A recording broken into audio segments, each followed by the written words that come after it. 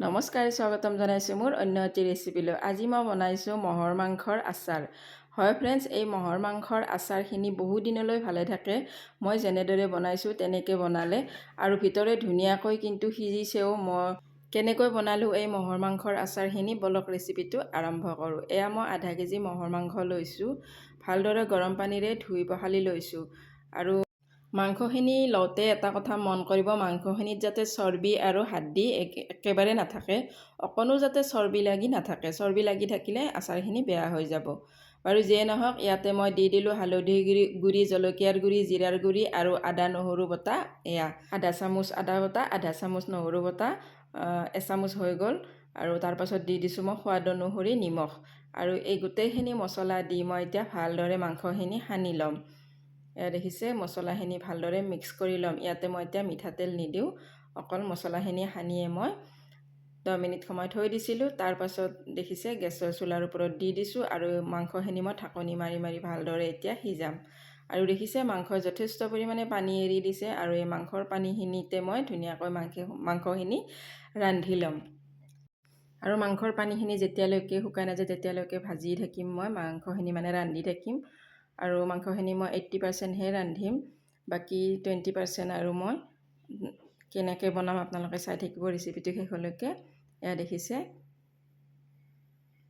মাংসৰ পানী একদম নোহোৱা হৈ গৈছে আৰু একদম শুকাই গৈছে। গতিকে পূৰা শুকাই ল'ম আৰু মই এতিয়া। আৰু তলিখনত পূৰা যেতিয়া তলিখনৰ পৰা এৰা দিব, তেতিয়াই মই মাংসৰ জুই অফ কৰি দিছোঁ। দি মই আৰু এটা কেৰাহীত মিঠাতেল দি দিছোঁ। মিঠাতেল অকণমান বেছিকৈ দিব লাগে, এই আচাৰত ৰিফাইন তেল নালাগে। গতিকে মিঠাতেলত মই মাংসখিনি দি দিছোঁ ঢালি। তাৰপাছত ৰঙচুৱা যেতিয়ালৈকে নহয় তেতিয়ালৈকে মই মাংসখিনি ভাজি থাকিম। আৰু ৰঙচুৱা কিন্তু তৎক্ষণাতে হৈ যায়, হৈ গৈছে মোৰ ৰঙচুৱা। তাৰপাছত মই নহৰু কেইফুটামান দি দিছোঁ। আৰু নহৰুটো দিলে আচাৰখিনি ভালেও থাকে আৰু খাবলৈও সোৱাদ লাগে, গোন্ধটোও ভাল লাগে। তাৰপাছত এয়া দেখিছে আৰু এটা ভোট জলকীয়া লৈছোঁ। আচাৰ যিয়েই নহওক, টেঙাৰে হওক বা মাংসৰে হওক, তাত জলকীয়াটো মেইন। গতিকে জলকীয়াটো ভালদৰে ফালি চাইছোঁ, পোক চোক থাকিব পাৰে। দুফাল কৰি মই দি দিছোঁ, ভালদৰে চাই লৈ পোক নাই। তাৰপাছত জলকীয়াটো অকণমান সিজালৈকে মই মাংসখিনি আকৌ ভাজি ল'ম। তাৰপাছত মোৰ মাংসখিনি হৈয়ে যাব, গেছটো অফ কৰি দিম। এয়া দেখিছে ধুনীয়া কালাৰ হৈছে।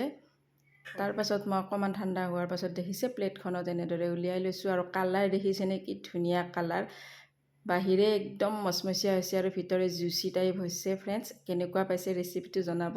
আপোনালোকে যদি এনেকৈ মাংসৰ আচাৰ নাই বনোৱা, নিশ্চয় বনাব। তাৰপাছত মই এটা কাঁচৰ বৈয়াম লৈছোঁ আৰু কাঁচৰ বৈয়ামটো ধুনীয়াকৈ শুকান কাপোৰেৰে মচি লৈছোঁ। মচি লৈ মই আচাৰখিনি এতিয়া ভৰাই থৈ দিম ইয়াতে। আৰু মিঠাতেল মই এতিয়া নিদিওঁ আচাৰখিনিত। মিঠাতেল মই 2 দিন পাছত আকৌ গৰম সেইখিনি তেলে মই ঢালি দিম। এতিয়া মই আচাৰখিনি এনেই ৰ'দত দি থ'ম আৰু ৰ'দত দি ভালদৰে আৰু তাক অকণমান শুকাই ল'ম। তেন্তে কেনেকুৱা পালে ৰেচিপিটো জনাব। আজিলৈ আহিছোঁ, বাই বাই।